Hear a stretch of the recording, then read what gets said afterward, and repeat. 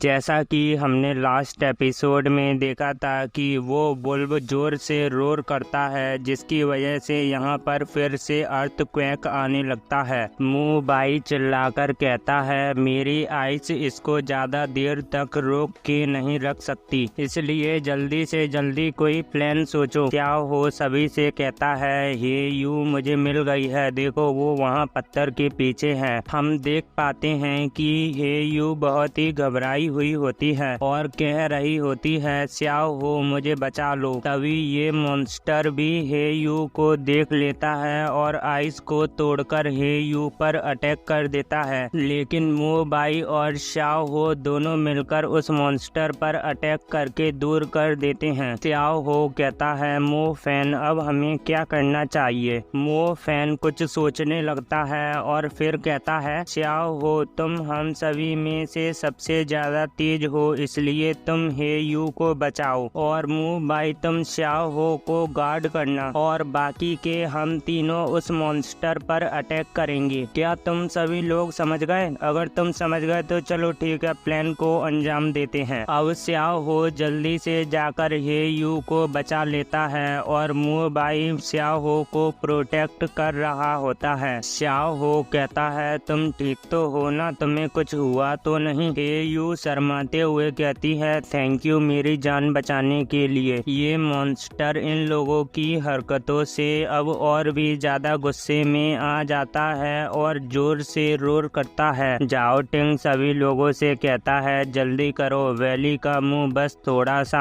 आगे है। ये मॉन्स्टर इन लोगों पर अटैक करने के लिए बढ़ जाता है। मो फैन सबसे पीछे होता है, जिसकी वजह से मो फैन पर ही अटैक कर देता है। जाओ टिंग चिल्लाकर कहता है, मो फैन संभल कर, और मो फैन का हाथ पकड़कर अंदर खींच लेता है। वैली का मुंह सकरा होने के कारण ये मॉन्स्टर अंदर नहीं आ पाता। मो फैन कहता है, तुम्हारा मुझे बचाने के लिए शुक्रिया। जाओ टिंग कहता है, वो मॉन्स्टर यहाँ पर बिल्कुल नहीं आ पाएगा, इसलिए अब हमें भागने की कोई भी जरूरत नहीं है। हमें वुल्व को दिखाया जाता है जो कि वैली के बाहर ही खड़ा होता है। फिर इसकी नजर वैली के ऊपर पड़ती है और फिर यहाँ से चला जाता है। जाओ टिंग उस वुल्व को यहाँ से जाता हुआ देखकर कहता है, चलो अच्छा है वो यहाँ से चला गया, अब हम यहाँ से निकल पाएंगे। जो मिन कहती है, आखिर मॉन्स्टर कब से इतने स्मार्ट होने लगे कि वो यहाँ से चला गया। वो वुल्व वैली के ऊपर आ गया होता है, जिसकी वजह से ऊपर से नीचे कुछ पत्थर के टुकड़े गिरते हैं। ये लोग ऊपर देखते हुए कहते हैं, आखिर ये पत्थर क्यों गिर रहे हैं। तभी एकदम से हैरान हो जाते हैं और कहने लगे होते हैं, अरे नहीं, ये मॉन्स्टर तो इस वैली के ऊपर आ गया, अब हम क्या करें। ये मॉन्स्टर वैली के ऊपर जोर से पंजे को मारता है, जिसकी वजह से पत्थर के बड़े बड़े टुकड़े इन लोगों पर गिरने लगते हैं। उन पत्थरों को अपने ऊपर गिरता हुआ देखकर ये सभी लोग घबराने लगे होते हैं। अब हम देखते हैं इन लोगों को खतरे में देखकर मो फैन सेकंड लेवल पर पहुंच जाता है और जल्दी से फ्लेम ऑफ डेथ का यूज करता है, जिसकी वजह से जो पत्थर इन लोगों के ऊपर गिर रहे थे वो सभी चकनाचूर हो जाते हैं। जो मिन खुश होते हुए कहती है, फ्लेम ऑफ डेथ, इसका मतलब मो फैन मैजिक के दूसरे लेवल पर पहुंच चुका है। मो बाई मन में कहता है, आखिर इसने इतना जल्दी कैसे कर लिया। अब हम बाहर देखते हैं जहां पर एक सोल्जर जान कॉन्ग से कहता है, बॉस एक स्टूडेंट जो कि फायर एलिमेंट यूजर है और अब वो फ्लेम ऑफ डेथ का भी यूज कर सकता है। तुम उन लोगों को कैसे भी देख लो, लेकिन इससे कोई भी फर्क नहीं पड़ता कि उनको ये रेटिंग ही मिलेगी। इसलिए मैं तो कह रहा हूँ कि क्यों ना हम इस ट्रेनिंग को यहीं पर खत्म कर दें। टीचर शिव कहता है, टीचर टेंग युई आप सचमुच बहुत ही अच्छे टीचर हैं। आखिर किसने सोचा होगा कि इतनी जल्दी एक नया स्टूडेंट दूसरे लेवल का मैजिक यूज कर सकेगा। टीचर टेंग युई कहती है, इतनी भी तारीफ मत कीजिए, अगर आपने उनकी फाउंडेशन को स्ट्रांग ना किया होता तो वे इतनी जल्दी आगे नहीं बढ़ पाते। जान कॉन्ग कहता है, तुम ठीक कह रहे हो बाई यांग, अब ट्रेनिंग को खत्म कर दो। बाई यांग घबराते हुए कहता है, बॉस मुझे लगता है है कि वो मॉन्स्टर मेरे कंट्रोल से बाहर निकल चुका है।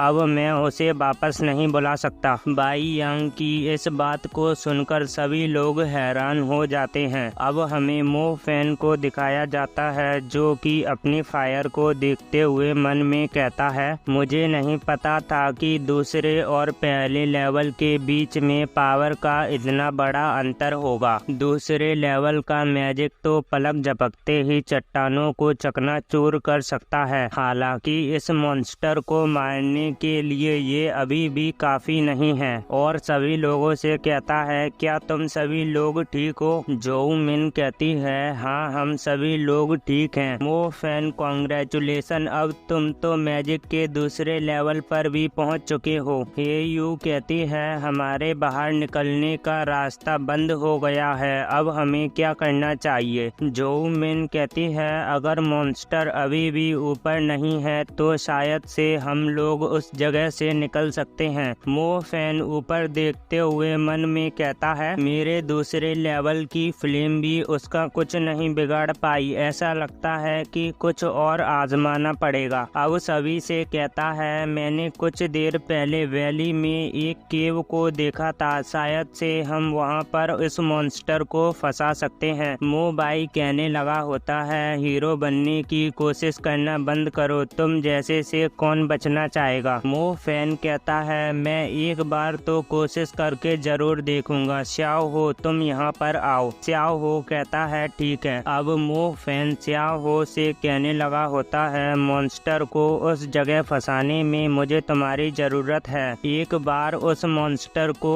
उस जगह फंसाने के बाद तुम एक सेफ जगह ढूंढ लेना, बाकी का उस मॉन्स्टर से तो मैं मुकाबला कर लूंगा। स्याओ हो चिल्लाकर कहता है, मो फैन ये तुम क्या बात कर रहे हो? मैं उस तरह का पर्सन नहीं हूँ जो मुसीबत के टाइम पर अपने दोस्त का साथ छोड़ दे। मो फैन कहता है, स्याओ हो चिंता मत करो, मेरे पास एक प्लान है। अब हमें टीचर शिव को दिखाया जाता है जो कि जान कॉन्ग पर चिल्लाते हुए कहते हैं, तुम्हारे कहने का क्या मतलब है कि वो मॉन्स्टर तुम्हारे कंट्रोल से बाहर हो गया है? क्या तुम लोगों ने हमसे वादा नहीं किया था कि इस तरह की कोई भी प्रॉब्लम नहीं आएगी? अगर मेरे स्टूडेंटों को कुछ हो जाता है तो मैं तुम्हारे सुपीरियर से तुम्हारी कंप्लेन करूंगा। जान कॉन्ग गुस्से में कहता है, अपना मुंह बंद रखो, अभी तुम जिस जगह पर हो वो मेरी जगह है। मैं जान कॉन्ग कभी भी अपने शब्दों से पीछे नहीं हटता। मैं जरूर ही उस वादे को पूरा करूंगा जो तुमसे किया था।